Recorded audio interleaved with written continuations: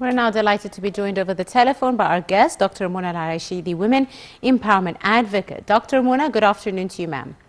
Hello, good afternoon. Thank you so much for joining us, Doctor.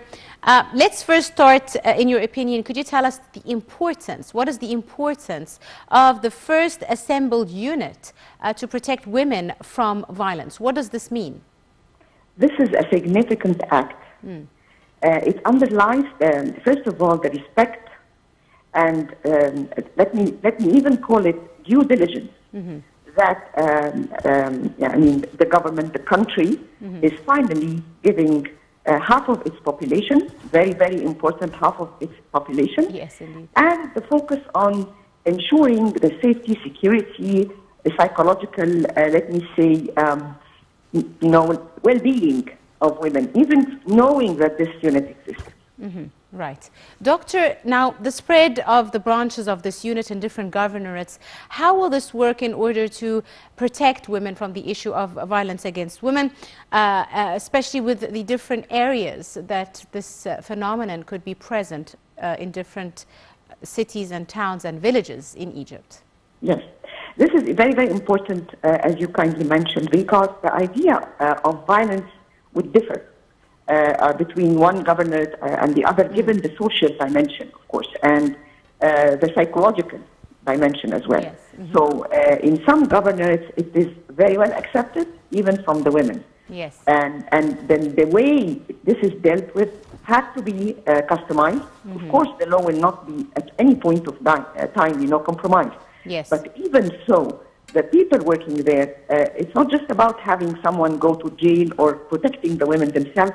The idea is to ensure this doesn't happen again somehow, and to make it up for the woman, so eventually she becomes a normal and an effective society player again after this passage.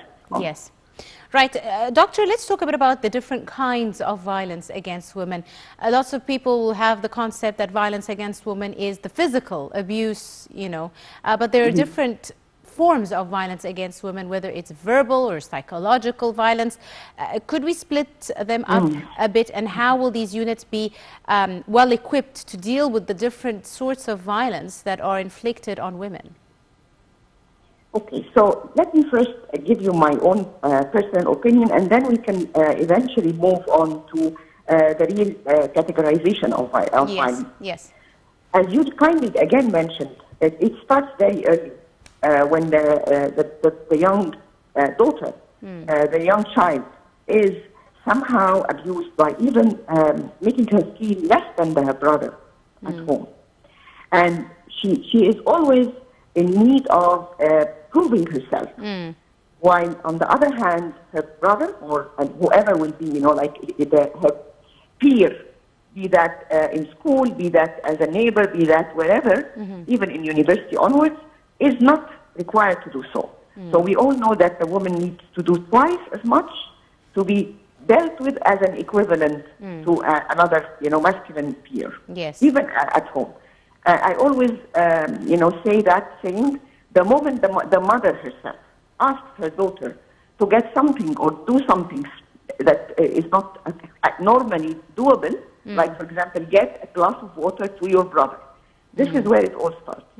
Because from both dimensions, she feels that she must serve him, he feels that he should is be served. entitled to be served.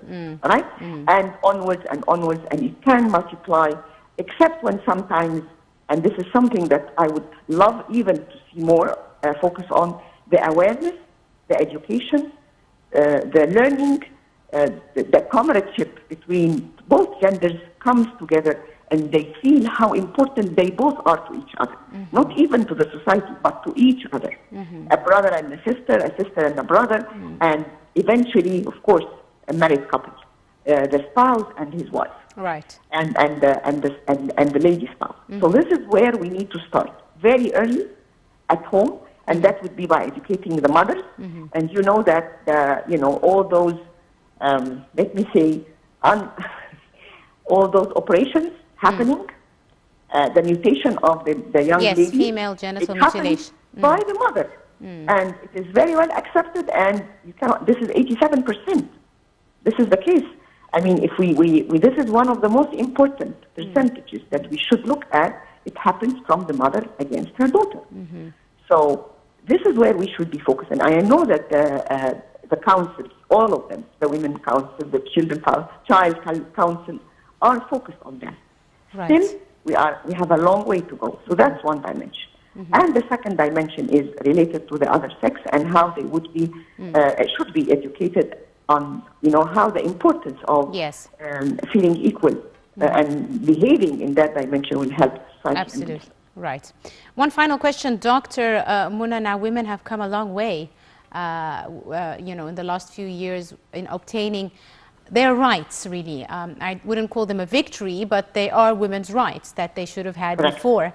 We're talking about political, economic, and social empowerment, political participation for women in Egyptian society. How are these rights victorious for women? How important are they, and what still, in your opinion, needs to be done?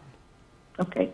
So it's about the financial freedom, the political freedom, the being able to be themselves freedom.